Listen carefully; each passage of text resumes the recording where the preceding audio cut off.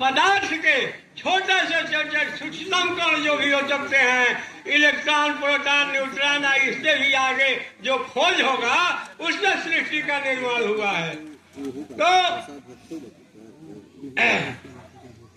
पदार्थवाद की राजनीति को उन्होंने रखा गौतम बुद्ध ने, और उसी बात को आगे बढ़ाते हुए जैसे मार्क्स ने खोज किया जब सर्वहारा, इन्होंने दुख कहा और मार्क्स ने सर्वहारा कहा, तो मार्क्स ने जो किया सर्वहारा शब्द, तो मार्क्स ने भी कहा द्वंदात्मक भौतिकवाद। पढ़ने लिखने वाले लोग यदि सही रूप से राजनीति करना है तो उसको समझिए, द्वंदात्मक भौतिकवाद की बात मार्क्स ने भी कहा। मैं तो दावे के साथ कहता हूँ कि कोई भी दुनिया में कोई भी दार्शनिक हुआ, विचारक हुआ, समाजवेता हुआ, समाज और देश को आगे बनाने वाला जो सोच रखा, वो इसी बात को सोच रखा कि हम आप जो मानव रूप में हैं, यह मानव पूर्ण रूप से कैसे स्वस्थ रहेगा। मानव या शरीर जो है वो दो चीजों से निर्मित है, तन है और इसके अंदर मन है। तो तन कैसे स्वस्थ रहेगा और मन कैसे स्वस्थ रहेगा। हम जानते हैं कि संचालक महोदय इस पर आपत्ति दाखिल करेंगे, ज्यादा हम बात रखेंगे तो इसलिए जो है, क्योंकि मानव को पूर्ण रूप से स्वस्थ रहने के लिए तन और मन दोनों का स्वस्थ होना बहुत जरूरी है। यानी जैसे मान लीजिए तन को स्वस्थ रहने के लिए सुधावा भोजन, पानी, पौष्टिक आहार और अचोट रहने की जरूरत है। चाहे वह चोट जाड़ा, गर्मी, बरसात की हो या कीटाणुओं द्वारा बीमारियों से हो। यदि शरीर को अचोट रखा जाए, शुद्ध हवा, भोजन, पानी मिले तो शरीर स्वस्थ रहेगा। मन कैसे स्वस्थ रहेगा? मन को स्वस्थ रहने के लिए इज्जत की जरूरत है, सम्मान की जरूरत है, और यह इज्जत या सम्मान स्वयं किसी को नहीं मिलता। हमको आपसे, आपको हमसे, एक दूसरे से एक दूसरे को मिला करता है। और इसीलिए इसमें साथ करते हुए हम बता रहे हैं कि दो बातें हैं मोटी मोटी, हमें चाहिए इज्जत रोटी। दुनिया में जो लड़ाई है, चाहे वो अशोक लड़े हो, चाहे गौतम बुद्ध लड़े हो, चाहे बाबा साहेब अम्बेडकर, ज्योतिबा फुले, अमर शहीद जगदेव प्रसाद और राम स्वरूप वर्मा, लड़ाई सिंह यादव, ये लंबे अरसे से जो लड़ाई चली आ रही है, इसी बात की लड़ाई चली आ रही है कि इज्जत और रोटी। दो बातें हैं मोटी मोटी, हमें चाहिए इज्जत रोटी। ये दोनों की लड़ाई है। जैसे मान लीजिए हम आपके यहाँ गए, आपने बहुत आओ भगत किया और चलने समय ऐसा दो शब्द किया, कह दिया, क्या हम स्वस्थ रह पाएंगे? स्वस्थ रहने के लिए इज्जत की जरूरत है। इसलिए सम्मान, यानी अब हिंदुस्तान की सामाजिक व्यवस्था में रोज कुछ लोग चोट खाते हैं, चोटाई होते हैं, घायल होते हैं, और घायल होकर के, घायल होने से उनके अंदर हीन भावना होती है, और उस हीन भावना से ऊंच और नीच पैदा होता है। और निश्चित रूप से मैं दावे के साथ कहना चाहता हूँ कि हिंदुस्तान की सामाजिक व्यवस्था में रोज कुछ लोग चोट खाते हैं, चोटाई होते हैं, और उस चोटाई होने से हीन भावना पैदा होती है, और उस हीन भावना से ऊंच और नीच पैदा होता है। यानी सामाजिक बराबरी है। जब तक सामाजिक बराबरी दूर नहीं होगी तब तक आर्थिक बराबरी दूर हो ही नहीं सकती। और सामाजिक क्षेत्र में जब तक ये ब्राह्मणवाद जो है, जो ऊंच नीच वाली बात है, ब्राह्मणवाद मतलब जात से नहीं, ब्राह्मणवाद मतलब वैज्ञानिकवाद। अब वैज्ञानिकवाद जब रहेगा तो निश्चित रूप से अब वैज्ञानिकवाद को समाप्त करना, उसी वैज्ञानिकवाद की हमने गौतम बुद्ध की बात की।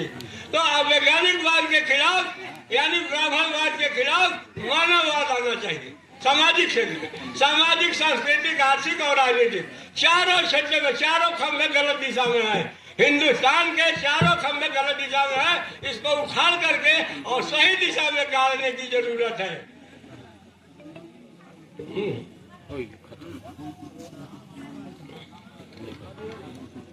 साथियों, तो लड़ाई जो संपूर्ण क्रांति की है, संपूर्ण क्रांति की लड़ाई उसी को कहेंगे, सामाजिक, सांस्कृतिक, आर्थिक और राजनीतिक चारों क्षेत्रों में जब लड़ाई लड़ेंगे तो चारों खंभों को जो गलत दिशा में है उसको उखाड़ करके और सही दिशा में गाड़ने की जरूरत है। उसी का नाम है संपूर्ण क्रांति। क्रांति का अर्थ समझ लीजिए। क्रांति का मतलब वहां झगड़ा लड़ाई झगड़ा तो नहीं होता। जैसे बोल दिए कि सम्राट अशोक कलिंग युद्ध है, ये सब लड़ाई झगड़े से नहीं होता।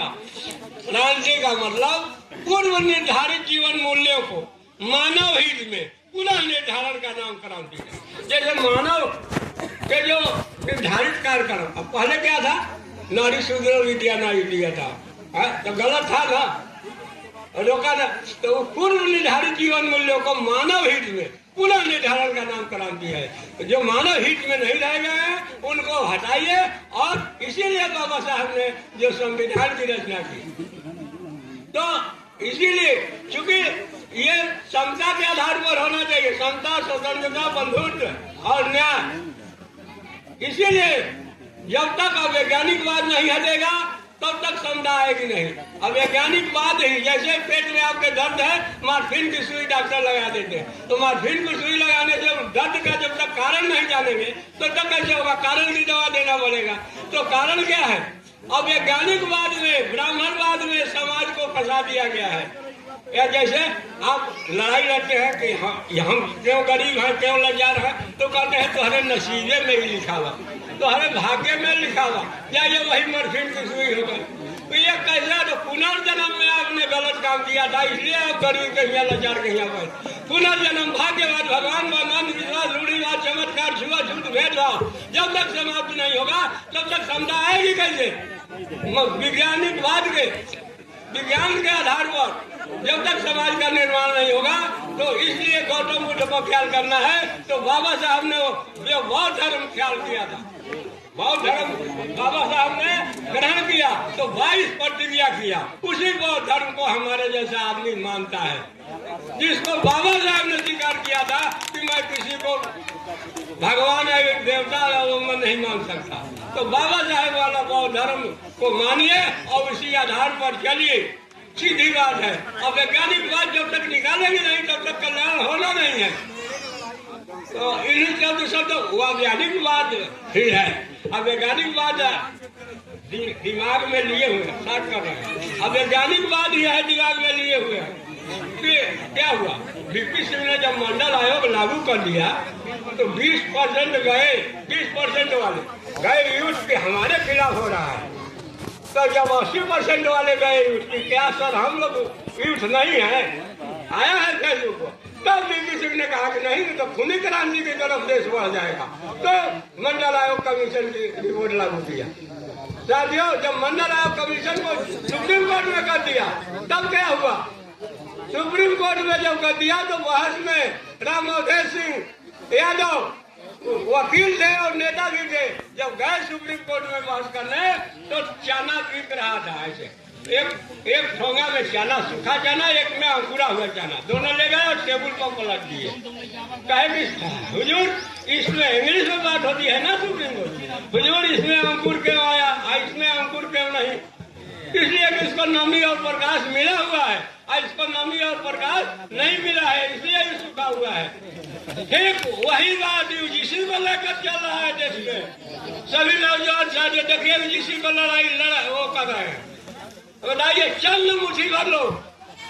मैं तो कहता हूँ कि यूजीसी को बताइए कि विद्यार्थियों के साथ कितना गलत हो रहा था, और उसके जो है ये यूजीसी को कोर्ट में ले जाकर के आधे अधूरे फंड से लटकाए हैं। अब बार बार रिक्वेस्ट कर रहे हैं, हम कहना तो बहुत चाहते हैं, फिर कभी बात होगी, लेकिन इतना है कि साथियों सही धर्म बात है कि वो धर्म को यदि मनाने का वो है तो आप ट्रूथ से मत लागिए। सत्य क्या है, सत्य की खोज में ही तमाम ऋषि महर्षि वो है, ये वही सत्य की खोज में ही तो बोल तो दिया साक्षी महाराज। साक्षी महाराज बोला ना कि बन नहीं पाओगे, सांसद और विधायक नहीं बन पाओगे, अभी स्टेटमेंट आया। और ये यूजीसी को लेकर मुट्ठी भर लोग 1 मिनट और रुकिए। जैसे हम आप बस में बैठे जा रहे हैं, बस यात्रा में, तो कोई एक आदमी महिला कुचैला कुछ कपड़ा बन हुआ या मच्छी बैठी हुई है उसके कपड़े पर, और आए बस में वही आया तो हम आप यही सोचते हैं हमारी सीटियां बनो बैठता उधर ना।